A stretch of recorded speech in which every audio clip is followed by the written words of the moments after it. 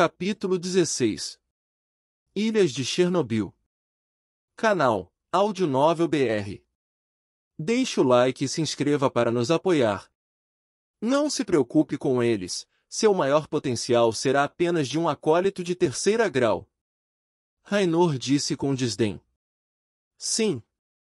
Isso mesmo, para os acólitos, as aptidões são mais importantes. Leylin concordou. Embora esse grupo de jovens tenha ficado bastante calado durante a formação de seus grupos, ele naturalmente fez o que mais o traria benefício.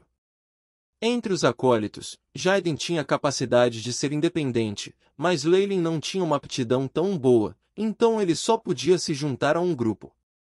Também, comparando, naturalmente o grupo com Cariveir como líder, era o que parecia ter um futuro melhor.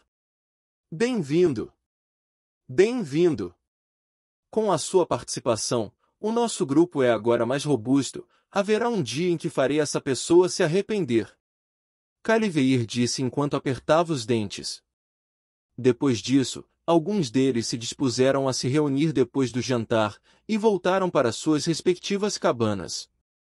Beirute, o que você quis dizer antes, quando você disse que era de um continente diferente? Leylin procurou o mais amável Beirute, e perguntou a ele, como ele estava curioso com o que Beirute havia dito antes. Isso, você sabe. Na verdade, o continente em que estamos é um pouco pequeno. Para o mundo exterior, é conhecido como as Ilhas de Chernobyl. Ilha? Leylin ficou boquiaberto. De acordo com a sua viagem no passado meio-ano, ele poderia quase ter certeza de que este continente era tão grande quanto o continente eurasiático que ele era do mundo anterior. Mas era apenas uma ilha aqui? Desculpa. A geografia é o meu ponto fraco, e muitas vezes fiz o meu tutor em casa tremer de raiva. Leylin explicou. A verdade seja dita, a família Farlier é apenas uma família nobre, e sua herança era muito curta. Não podia ser comparado com os nobres dessas famílias enormes, então não saber não era uma coisa rara. Ouvindo Leylin falar, Beirute riu jovialmente. Eu também. Eu fiz 5 tutores de etiqueta ficarem com raiva. No final, meu pai ofereceu um salário mensal, mas ainda ninguém queria me ensinar. Isso era algo que meu pai tinha me dito antes de sair. Vamos continuar no tópico anterior, estamos nas Ilhas de Chernobyl, e o mundo exterior deu outro nome para ela, as Ilhas Estéreis. Estéril? Leylin estava um pouco cético. Ainda há algumas pessoas aqui, e muitos reinos, poderia ser que está se referindo à falta de certos recursos? Está certo. Nas Ilhas de Chernobyl, devido ao ambiente aqui, ou alguns fatores externos, a Terra é incapaz de produzir qualquer dos materiais que um mago precisa. Além dos senhores acólitos e magos em reclusão, não há absolutamente nenhum outro vestígio de magos aqui neste continente. Esse é o caso. Leylin balançou a cabeça, e embora houvesse mitos de magos de volta em sua terra natal, apenas o fundador da família Farlier viu um mago. A partir disso, se pode ver a raridade dos magos. E assim, precisamos ir para o outro lado dos mares antes de podermos realmente encontrar um continente. Ouvi dizer que não só existem vários tipos de recursos que os magos precisam, mas há inúmeros vestígios de segredos, e restos de laboratórios experimentais. Em geral, o continente tem várias academias e organizações que trocam informações de magia. Nesse continente, os magos não são uma lenda. Embora eles ainda sejam incomuns, mesmo um ser humano regular pode ser capaz de ver um. Somente lá podemos avançar no progresso de nossas habilidades de acólito. Os olhos de Beirute deram sinais óbvios de anseio. Assim que é o caso. Qual é o nome desse continente então? Leylin perguntou. Eu não sei. Beirute balançou a cabeça. Esse continente é muito grande. Nunca houve um nome unificado para ele. Quanto a nós, vamos para o sul do continente, e é conhecido como as estreitas regiões costeiras do sul. Apenas as regiões costeiras do sul é várias vezes maior do que as ilhas de Chernobyl em que estamos. Leilin sugou um sopro de ar frio. Tão grande. Este mundo é realmente muito vasto. Quanto mais alto está, mais se pode ver. Esta é uma frase de um bardo que eu gosto muito. Beirute concluiu. Obrigado pela sua explicação. Acho que preciso de algum tempo para digerir as informações. Leilin se despediu e voltou para sua própria cabana. Havia uma placa de metal na porta de madeira amarela, onde um 9 foi escrito, e parecia ser bastante enferrujado. Empurrando a porta aberta, um cheiro de podridão e ferrugem invadiu seu nariz. Leilin espirrou 2 vezes. Parece que este é apenas um ponto de encontro, então as acomodações são bastante simples. Além de uma cama e cadeira na cabana de madeira, não havia praticamente nada mais. Leilin encontrou um pano, enxugou a cadeira e se sentou ali. A cadeira de madeira rangeu continuamente, o que fez Leilin se preocupar se seria esmagada em pedaços no momento seguinte. Sorte que é apenas por uma noite. Nessa condição, seria melhor limpar um pouco primeiro. Leilin afagou o pó de seu corpo e saiu da cabana de madeira. Ele havia planejado se encontrar com George e os outros, e como ele já havia escolhido sua academia agora, ele deveria dizer para que eles pudessem escrever uns para os outros no futuro.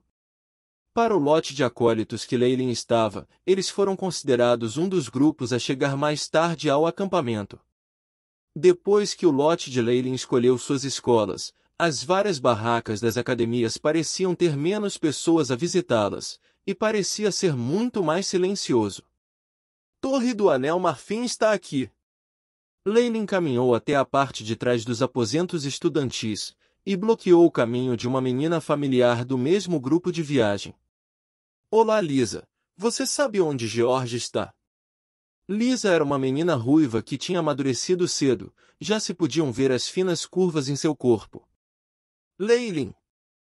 Lisa corou, como ela teve uma boa impressão de Leilin, que tinha ajudado vários acólitos ao longo da viagem muitas vezes.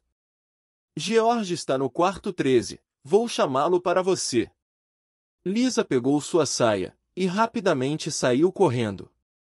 Percebendo o perfume que se prolongava no ar, o coração de Leilin tremia. Leilin! Este pensamento lascivo foi logo quebrado por uma voz alegre. George tinha obviamente tomado um banho e trocado suas roupas. Ele também tinha raspado o bigode e emitiu um olhar muito refrescante. Você terminou de escolher sua academia? George disse alto, enquanto caminhava até Leilin. Sim, eu escolhi a Academia Floresta dos Ossos Abissais. Leilin respondeu. Academia Floresta dos Ossos Abissais. George tocou seu queixo. Eu ouvi de minhas mulheres mais velhas que parece ser famoso por sua magia de elemento sombra e escuridão. Eu espero que você não mije em suas calças por causa de um esqueleto durante a noite. Mulheres mais velhas? Leilin balançou a cabeça, e tinha ainda mais admiração pelas habilidades de George para seduzir mulheres. Aqueles que são capazes de participar no teste de aptidão são todos da nobreza, e só acontece que eu encontrei uma prima distante, uma prima fêmea mais velha. George riu presunçosamente como se tivesse ganho alguma coisa. Quanto aos esqueletos e coisas assim, acho que os veremos não só à noite, mas mesmo à luz do dia. Leilin riu amargamente, já que assinará um contrato de acólito com um esqueleto há não muito tempo. Não importa o que, contanto que você saiba a localização, é bom. Vamos manter contato no futuro. George disse seriamente, uma grande mudança de sua expressão presunçosa de antes. Vamos manter contato. Leilin assentiu. Sim. Você sabe para onde Bessita foi? George perguntou de repente. Bessita. Leilin sacudiu a cabeça. Após o ataque anterior dos lobos, A menina vibrante e bonita tinha sido muito mais silenciosa, mas pelo menos ela tinha resistido e seguramente chegou aqui. Sim. Eu ouvi de outros companheiros que sua aptidão não era tão grande, só de um acólito de 2º grau, então ela entrou na Academia Jardins Pantanosos. Eu sei agora. Obrigado. Leyland não estava muito interessado nos assuntos desta menina. Embora fosse ela que o anterior Leyland realmente admirava, para ele, uma menina de 13 ou 14 anos era apenas uma criança. E os encontros anteriores eram apenas um mal de criança. Como é? Você sente um pouco de desperdício. Por que não conseguiu colocá-la em suas mãos? George mais uma vez mudou de volta para ter uma expressão lasciva. Suman, disse Leyland. Depois de mais umas 2 horas, o céu já havia escurecido.